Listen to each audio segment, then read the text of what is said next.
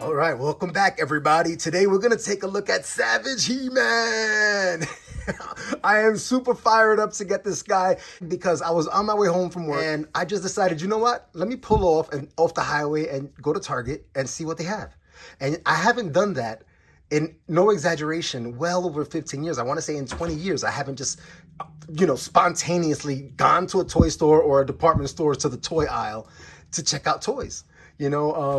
So I'm excited that I did that today, after so many years, and it was fun. And boom, grand slam, look what I got. Can't complain. Savage He-Man includes Orko.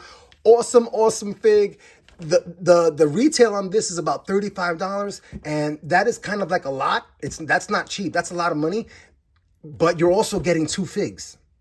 You're getting weapons, you're getting a spear, an additional pair of hands, and a figure stand for Orko. That's a good deal, man. A Netflix original series. I love Revelation. I love Motu, just like you do. Woo! Orko with the hand effect. Little bit of peach fuzz there. Take a look at the back. Boom. That is a savage pose. The most powerful primate in the universe. He's a primate. Very cool, very cool. Let's get him out of the package. All right, we've got these guys out of the package. Immediate impression on Savage He-Man. Wow, he's got a ton of that wash all over the place. It looks great. It gives him this grimy, gritty, grungy kind of look, and that makes sense, right? He's a savage. He probably hasn't bathed since yesterday, maybe. So it kind of works, and it gives him a great, great look. It really does complement who the character is supposed to be. Give you a couple of looks at that from some different angles. Right? Even around the calf muscles, man. I mean, look at how that accumulated. It's like really gritty and grungy and dirty. And it looks cool. It looks cool. So yeah, other than the wash on him, his trousers, his loincloth here, it's really well done. It's a very soft, pliable plastic. And you have 4 different paint apps on this one little piece here. You've got the olive green on the cloth overlay. For the fur, you have the fur itself, which has the black and the brown. And then you have the tie here, which is a gold color. So that's really nice. He's not wearing any clothing, but what he has is very classy in the savage community. Heck yeah. Oh, let's look at his face really quickly. So his eyes, there we go. They are blue. I just kind of feel like the center of his eye is so dark that you don't see enough of the blue, but that is a paint app that is blue, and it is really crisp. The eyes and the eyebrows, all that is really, really crisp. Nicely done. He has more of a scowl, a little bit of a scowl going on there, right? A little bit of a snarl with his lips. Cool stuff. Very, very cool stuff. There we go. Back over here. And let's take a look at our friend Orko. I really dig this look. I like what they did in Revelation. So the head independently articulates. He's got great paint app there on the eyes. All right, love that. That's like a gold with orange and very nice, very nice, very nice. And the rest of the head is just kind of like a black sphere. Look at the paint apps here on the hat. Real cool stuff.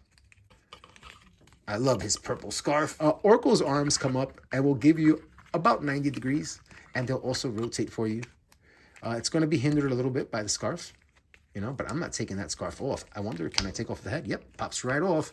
Wow, that is so cool because I didn't think about that, but I mean, it'd be weird, but I could put Orko's head on another figure, So let's just go ahead and be weird for a moment.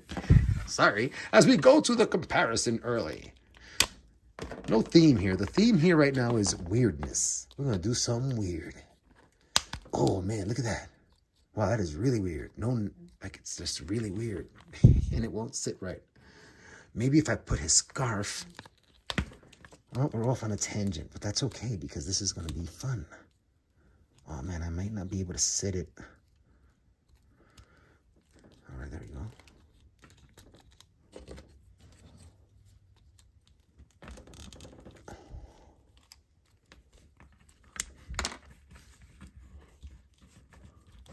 All right, this is weird, right? This is weird, but it looks cool. I mean, obviously, it would look cooler if I took off Keldor's armor. So should I do that? Should I do a thorough demonstration here instead of half-fasting it? All right, fine. I won't half-fast it. Ugh. Take off these straps. Ugh. There we go. It still sits high, and I would have to kind of like create a little larger gap on the inside. But you know what? If I had an extra Orko to work with and do a custom, I could work with this. A Trollan that has beefy arms and legs, I would totally make this a custom, and I would totally keep that scarf. Let me show you what I mean. I would, here, right, this plastic piece, I would just open that a little more so that it can sit around the neck here. And I mean, literally, man, if I could get a second Orko at a bargain, $5, right?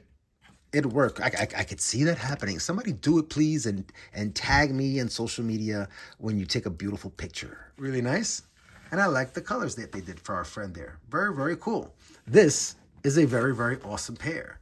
We looked at his articulation. In case you haven't seen any Revelation figs, our friends will give you 90 degrees. They'll give you rotation at the shoulder. They'll give you rotation at the bicep, which is outstanding, and rotation at the wrist with a horizontal hinge that goes this way. And they have a diaphragm cut here up by the rib cage, and the waist will give you a full turn and twist. His head will give you rotation, but because of the hair, you know, it's a nightmare doing it, you know? And also in terms of articulating the head for our friend here, you're not gonna get much up. You'll get some down, right? He can look down and hover over his foes, his defeated foes, right? His fallen foes. But in terms of looking up, you're not gonna get much. You know, you could work with this a little bit for pictures, but once it reforms, it's gonna push his head down. You know, but if you kind of look a little bit with the diaphragm, you get a little bit more of a look, but not much up, you know, it's more of a straight on look, you know. So that's that with his articulation for the upper body. You've got the legs that are going to give you a full on split, and they meet the plastic here, but it is so soft and pliable that it doesn't hinder articulation at all. You're going to get rotation at the thigh. You're going to get a double jointed pinless knee, and you're going to get rotation at the calf or the boot cut with your foot that gives you that much down and that much up. We see that in context. All right, pretty broad step thanks to the articulation in the ankles. And he is an awesome fig to articulate, just like the rest of the figures in this cool line. Very, very nice. Let's take a quick look at his accessories. And then I'm going to do a few action poses in play where I pose him up. Whoa! Something flies on the screen there. Special effects. Then I'll do some action poses in play where we pose him up and get him into some cool looks. All right. So he has a pair of hands that are like these clawing kind of, I mean, they're not even grippy hands. They're like clawing kind of like, come here. And the other one is a pair of weapon grabbing hands or weapon holding hands. He has an awesome spear. This is a beefy spear and it is pointy. So don't throw this at anybody. And it has some really cool deco on it. It has a paint wash on it, and the material itself I think is gray. So very nice. It gives it like a really stone look. And look at the paint app there along that tie. Really, really nice. That leather strap. Really cool, man. Nice little deco touches for the accessories on this gentleman here. And this fits right in his hand. Just like that. Heck yeah, very nice. Fix the camera. He also comes with the power sword. Very, very awesome. I really like this version. The more I've manipulated it with all the different figures that it comes with, the more I appreciate the new design, and I like it. You know, it's a great callback to the original, but it has some new flair to it. I like it very, very much. He also comes with an awesome axe. I mean, man, this thing is outstanding. It is massive. It also has like a little wash along it. Cool. Cool stuff. Very cool stuff. Let's take a look at some action poses in play with our friend Savage He-Man, and we'll definitely make sure we include Oracle. So, I know he comes with a power sword, but since he also has a spear, we're going to put him through the rigors of the iconic Conan pose. All right, heck yeah, nailing the iconic pose, Savage He-Man. Yo, this figure is so awesome. This figure is so awesome. I'm fired up. You know what I thought about that made me laugh? I always watch Spector Creative. I was about to say I was recently watching Spector Creative. I always watch Spector Creative. I think he puts out a video or multiple videos like every day. Because I watch multiple videos of his almost every single day. But recently he was talking about Motu and the alleged rumors that Motu may have had, the original creation of He-Man had some ties or connections or to Conan, and that there were lawsuits and this stuff and this history, and that got me researching. And he told me, or he told the audience to kind of like watch a few other videos by, I believe, Midnight's Edge, their YouTube channel. And then I also went and watched the Power of Grayskull movie documentary that was out recently. I picked it up on Amazon, and so I'm watching all this stuff, right? And I'm a huge Conan fan. I love Conan. Obviously he's in the iconic Conan pose, right?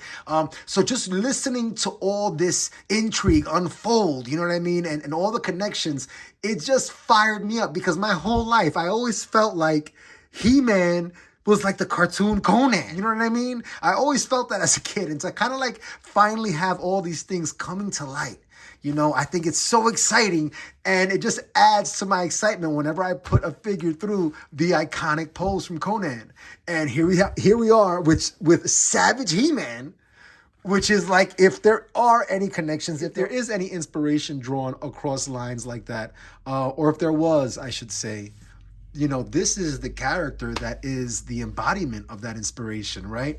In our modern era, 40 years ago or 40 some odd years ago, it allegedly may have been Vikron, and even Viker is the cartoon iteration, or rather Viker, the classics figure, is the toy version of the illustration that was originally drawn. So enough of that whole thing, but I had to explain why I'm so fired up and excited just in general to play with this fig and check him out here with you guys. So heck yeah, he's nailing the iconic pose after my long diatribe there. But if anybody enjoyed that little bit of info, check out Spector Creative, check out Midnight's Edge and their video series about the fall of Masters of the Universe, or, the heights and the depths, I guess, of the history of it. It's very, very informative stuff. And watch that documentary, Power of Grayskull. I may even have the name of that wrong. I'm just bad with names sometimes, so forgive me on that. But some looks here at Savage He-Man all around. And let's go ahead and put him in another dynamic action pose in play. All right, that is another really smooth look.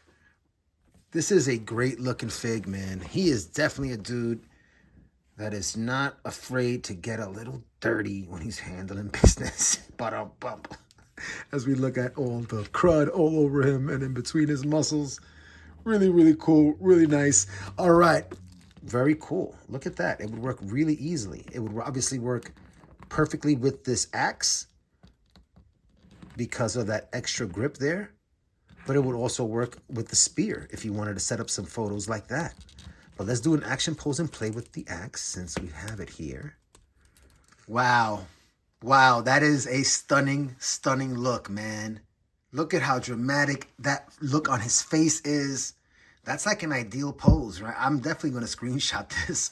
Heck yeah, man. Great, great look. The arm from this angle looks a little weird for sure. Not as good as it did from there. How about from here? Wow, very nice. Wow, look at that. Wow. And this is the equivalent of what playing is for me, now in my mid-40s. For you guys out there watching, do you play with your action figures? Do you pose them to look at them? Do you position them in different poses, maybe on a desk or on a countertop, and admire them, maybe, or whenever, you know. This is how I play with figs. You know, if I weren't sharing videos, I would still be articulating them and posing them and taking my own pictures and swapping them out of my desk, you know. So heck yeah, I'd love to hear how you guys out there, all you grown-ups out there, how you're playing with action figures nowadays as a grown-up. And as always, everybody, I am having so much fun, and I look forward to continuing to do so for the rest of 2022 and beyond. Collecting action figures as an adult. I hope you keep coming back and sharing this experience too. Until next time, everybody, take care.